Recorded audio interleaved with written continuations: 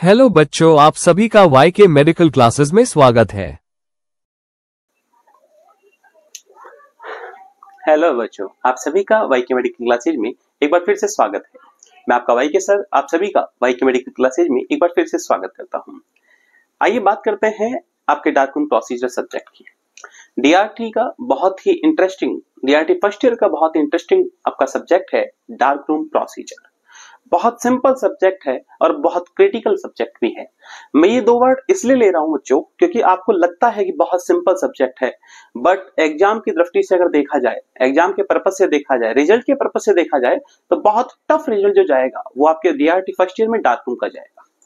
मैंने आपसे गए आपके बीते दिनों के अंदर डार्क रूम के इंट्रोडक्शन की बात की, डार्क रूम के सिलेबस के इंट्रोडक्शन की बात की और आपसे वादा किया था कि डार्क रूम के इंट्रोडक्शन के साथ साथ, आपके सिलेबस के इंट्रोडक्शन के साथ साथ मैं आज स्टार्ट करने जा रहा हूं आपका डार्क रूम का इंट्रोडक्शन।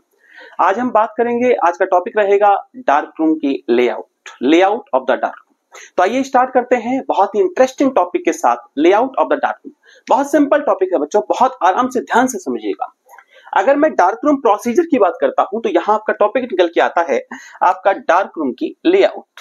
अगर layout of the dark room की बात करता हूं बच्चों तो ध्यान से समझिएगा।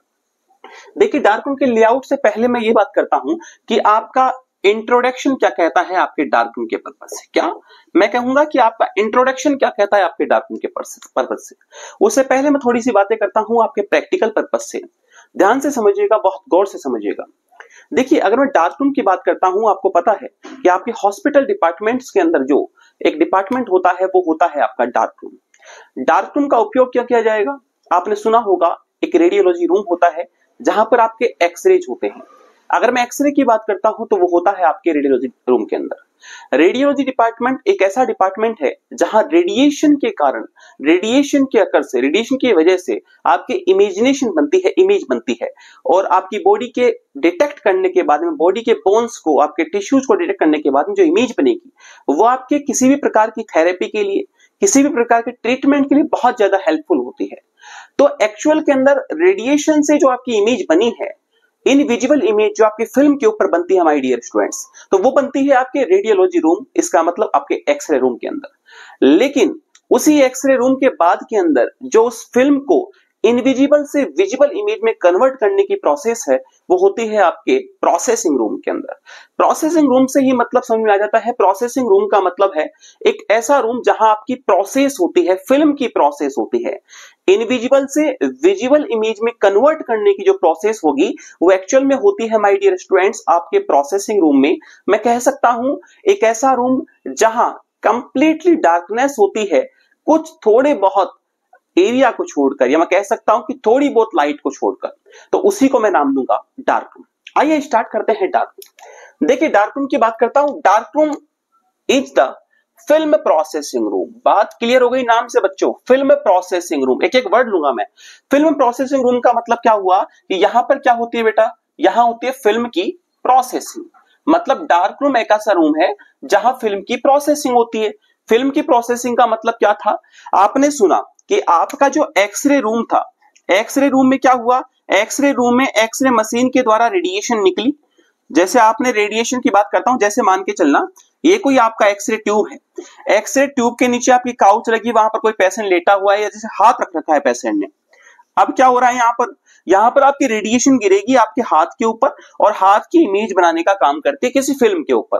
लेकिन जो आपकी इमेज बनी किसी फिल्म के ऊपर, वो बनी तो आपके एक्सरे रूम में थी, लेकिन ये इनविजिबल इमेज थी। इसको विजिबल इमेज में कन्वर्ट करने की जो प्रोसेस है वो कहां होगी, फिल्म की वो प्रोसेस कहां होगी, वो होगी आपके डार्क रूम में my dear students, dark room के अंदर।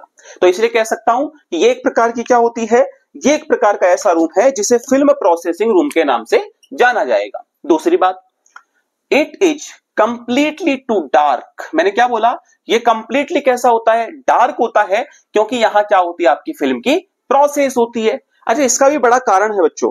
इसका कारण ये है कि आपकी जो फिल्म होती है वो कौन सी फिल्म होती है, यहां पर वो होती है आपकी फोटोग्राफिक फिल्म। कौन सी होती है? फोटोग्राफिक फिल्म, या फिर मैं कह सकता हूं लाइट सेंसिटिव फिल्म। एक प्रकार की ऐसी फोटोग्राफिक फिल्म जो लाइट से संवेदनशील होती है, लाइट से सेंसिटिव होती है। मतलब यहां किसी प्रकार की कोई लाइट आकर गिरेगी तो ये आपके फोगिंग कर सकती है, ये इमेज को ब्लर कर सकती है, ये इमेज का फॉर्मेशन कर सकती है। तो इसलिए कह सकता हूं कि मान के चलना डार्क रूम की अगर बात करता हूं तो यहां आपके एक प्रकार से जो इमेज एक्सपोज हो चुकी, जो फिल्म एक्सपोज हो चुकी वो भी होगी, मतलब एक्सपोज फिल्म भी रखी होती है। इसी के अलावा एक साइड में आपके अनएक्सपोज फिल्म भी रखी होती है। इसका मतलब अगर मैं बात करता हूं जो एक्सपोज हो चुकी उसके ऊपर दोबारा लाइट गिरेगी तो क्या हो जाएगी, वो दोबारा एक्सपोज होगी, आपकी इमेज खराब। अगर अनएक्सपोज फिल्म है उसके ऊपर ये लाइट गिरेगी, नॉर्मल लाइट गिरेगी, तो वहां पर वो वापस क्या हो जाएगी, वहां पर एक्सपोज हो जाएगी। इसका मतलब वो भी फिल्म आपकी खराब। तो उससे बचाने के लिए लाइट सेंसिटिव फिल्म होने के कारण उस रूम को कंप्लीटली कैसा रखा जाएगा बच्चों, डार्क रखा जाएगा, क्योंकि वहां पर लाइट सेंसिटिव आपकी फिल्म होती है। तीसरी बात, normal light is not use. देखो मैंने वही बात बताई आपको कि नॉर्मल लाइट का यहां उपयोग नहीं करते at the time of the processing. किसी प्रकार की फिल्म की प्रोसेसिंग के दौरान यहां लाइट का, नॉर्मल लाइट का उपयोग नहीं करते। तो मुझे यह बताओ कि नॉर्मल लाइट का उपयोग नहीं करते तो क्या करते हैं। याद रखिएगा बच्चों, अगर नॉर्मल लाइट का उपयोग नहीं करते तो वहां पर एक प्रकार की ऐसी सुरक्षित लाइट का उपयोग किया जाता है जिसे सेफ लाइट कहते हैं, जो आपकी इमेज को, जो आपकी फिल्म को फोग नहीं करता, वो सिर्फ आपके प्रोसेसिंग के दौरान एक सीमित लाइट प्रोवाइड करने का काम करता है, उसे सेफ लाइट कहते हैं। मतलब मैं कह सकता हूं कि आपके किसी भी प्रकार की फिल्म प्रोसेसिंग के दौरान सेफ लाइट का उपयोग करना सुनिश्चित किया जाता है। इस बात को ध्यान से, गौर से समझिएगा। आगे बात करता हूं तो इस नॉर्मल लाइट का उपयोग कहां किया जाता है बच्चों, इस नॉर्मल लाइट का उपयोग किया जाएगा, it is only use for the cleaning of dark room. मैंने क्या बोला कि ये उपयोग जो किया जाएगा वो सिर्फ और सिर्फ डार्क रूम को क्लीन करने के लिए, डार्क रूम में किसी प्रकार की सफाई करने के लिए उपयोग में लिया जाता है। इस बात को गौर से समझिए। आगे बात करता हूं, it is the light tight room. मैंने क्या बोला कि it is the light tight room, एक प्रकार का ऐसा रूम है जो लाइट से टाइट होता है। समझो इस बात को, एक प्रकार का ऐसा रूम है जहां की दीवारें, जहां का रास्ता ऐसा टाइटनेस भरा होता है जो कि वहां पर कोई लाइट जल्दी से एंटर ना कर पाए। इसीलिए मैंने नाम दिया कि dark room is the light tight room. क्यों होना चाहिए, use for the handling light sensitive material, क्योंकि यहां पर अलग अलग प्रकार के लाइट सेंसिटिव मटेरियल का उपयोग में लिया जाता है। फॉर एग्जाम्पल अगर मैं बात करता हूं बच्चों, तो यहां पर अपन सेफ लाइट का उपयोग कर सकते हैं, क्योंकि यहां पर नॉर्मल लाइट के अंदर आपके डेवलपर, आपके रेंजर, आपके फिक्सर, आपके सॉल्यूशंस जो होते हैं, उसके अलावा आपकी अनएक्सपोज फिल्म, आपकी एक्सपोज फिल्म, सारी के सारे मटेरियल्स रखे होते हैं जो कि एक प्रकार के लाइट सेंसिटिव मटेरियल्स होते हैं। इसीलिए यहां पर क्या नहीं किया जाता, यहां पर नॉर्मल लाइट का उपयोग नहीं किया जाता और डार्क रूम हमेशा my dear students light tight room होता है। और यही बात थी आपके डार्क रूम के इंट्रोडक्शन की।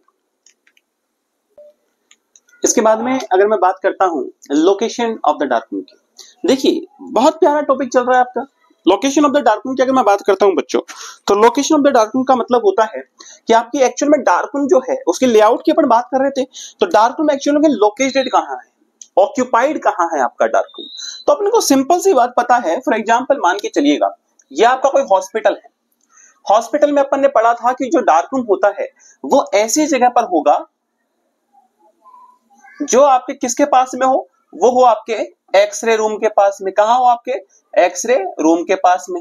क्योंकि डार्क रूम जो होता है वो एक्सरे रूम के पास में इसलिए भी होता है क्योंकि फॉर एग्जांपल मान के चलिए आपके हॉस्पिटल के अंदर आपके एक्सरे करवाने के लिए एक तो 10 पेशेंट आते हैं, तो एक डार्क रूम काफी है आपका। लेकिन अगर मान के चलिएगा अगर वही डार्क रूम आपका तीसरे फ्लोर पर हो, आपका एक्सरे रूम पहले फ्लोर पर हो, या आपका डार्क रूम फर्स्ट फ्लोर पर हो और आपका एक्सरे रूम 5वें फ्लोर पर हो, तो इसका मतलब ये हुआ कि आपकी एक्सपोज करने के बाद में फिल्म को, आपके कैसेट को जब डार्क रूम के पास लेकर आएंगे तो बहुत ज्यादा टाइम ज्यादा लगेगा इसमें। तो इसका मतलब ये हुआ कि समय की बचत करने के लिए डार्क रूम को हमेशा एक्सरे रूम के पास में ही बनाना चाहिए, जिससे बहुत जल्दी जल्दी आप यहां फिल्म की प्रोसेसिंग भी कर सकें। तो सुनिएगा, अगर मैं डार्क रूम की बात करता हूं तो डार्क रूम का मतलब था the dark room should be located very close, बहुत पास में, किसके, the X ray room. X ray room का मतलब मैं कह सकता हूं आपका रेडियो रेडियोग्राफिक रूम।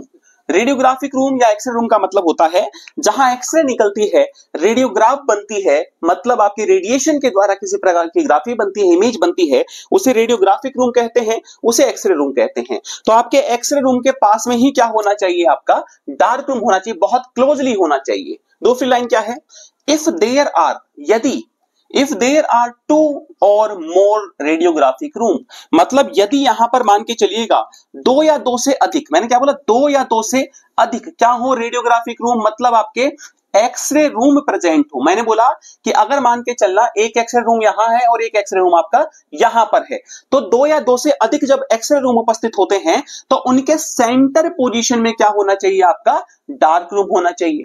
मैंने क्या बोला कि अगर एक से अधिक की बात करूंगा तो 2 हो जाएंगे, 2 या 2 से अधिक अगर आपके एक्सरे रूम है तो उनके बीच में क्या होना चाहिए, आपका डार्क रूम होना चाहिए, जिससे आप प्रॉपर एक्सरे एक्सपोज करके इनविजिबल इमेज से विजुअल इमेज में फिल्म की प्रोसेसिंग डार्क रूम में बहुत जल्दी आप कर पाए और इससे आपके समय की बचत हो पाए और आपके मरीज को, आपके पेशेंट को बहुत जल्द लाभ मिल पाए, आपके मरीज को बहुत जल्द ट्रीटमेंट मिल पाए, क्योंकि जब तक डायग्नोसिस कंप्लीट नहीं होती तब तक ट्रीटमेंट की किसी भी प्रकार की प्राइमरी स्टेज भी स्टार्ट नहीं होती। इसके बाद में बात करता हूं, इट शुड बी बेसमेंट और ग्राउंड फ्लोर। मैंने क्या बोला, इट शुड बी बेसमेंट और ग्राउंड फ्लोर। ये कहां होना चाहिए आपका बच्चों, ये होना चाहिए आपका या तो बेसमेंट में या ग्राउंड फ्लोर पे। इसके अलावा मैं एक लाइन यहां पर ऐड कर सकता हूं, मैं बोल सकता हूं कि इसको क्या करना चाहिए, इस रेडियोग्राफिक रूम के आसपास, इस डार्क रूम के आसपास क्या अवॉइड करना चाहिए, अवॉइड करना चाहिए क्राउड।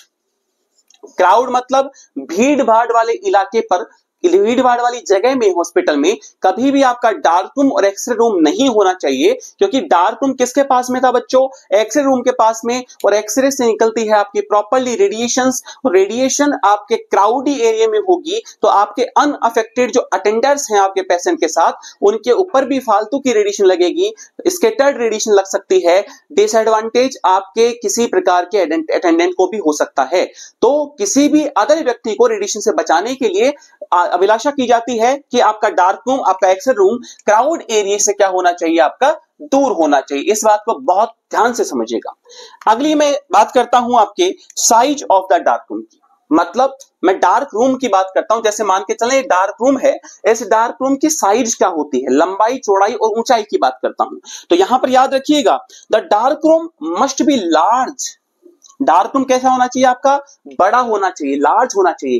कितना लार्ज हो, कितना बड़ा हो, इतना लार्ज हो कि वो 10 इंटू 10 इंटू 10 फिट हो, मतलब 10 की पावर 3, मतलब 10 क्यूबिक फिट का आपका क्या होना चाहिए, डार्क रूम होना चाहिए, जिसके अंदर बच्चों आपके डार्क रूम की जो लेंथ होती है वो आपकी 10 फीट हो, आपके डार्क रूम की जो विड्थ होती है वो आपकी 10 फीट हो, लेकिन आपके डार्क रूम की जो हाइट होती है उसके बारे में समझना, द हाइट में बी वेरियस। हाइट आपकी अलग अलग हो सकती है, कोई बड़ी बात नहीं है। वो हाइट आपकी 10 फीट भी हो सकती है और 11 फीट तक भी हो सकती है। इस बात को ध्यान से समझिएगा। मतलब size of the dark room की बात करता हूं तो आपके साइज जो होगी आपके इनफ डार्क रूम की, जिसमें बहुत अच्छे तरीके से आपके फिल्म की प्रोसेसिंग की जा सके, तो वो होना चाहिए आपका 10 इंटू 10 इंटू 10 क्यूबिक फीट, मतलब 10 क्यूबिक फीट होना चाहिए, जिसमें आपकी लेंथ और विड्थ 10 हो रही, लेकिन आपकी हाइट यहां पर 10 से लेकर 11 फीट तक की